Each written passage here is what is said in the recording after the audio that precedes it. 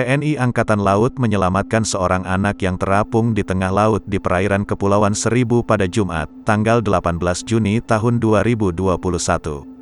Komandan KRI 9850 Mayor Laut, P. Nanang Hunayfi mengatakan, anak tersebut pertama kali ditemukan saat sedang melakukan patroli.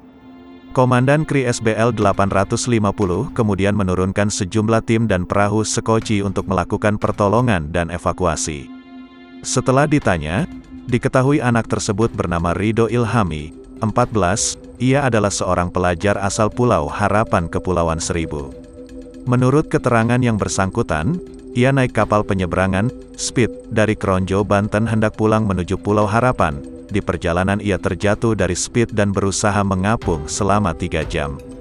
Korban diantarkan menuju pos TNI Angkatan Laut, Posal, Untung Jawa yang selanjutnya dipertemukan dengan keluarganya, pungkasnya.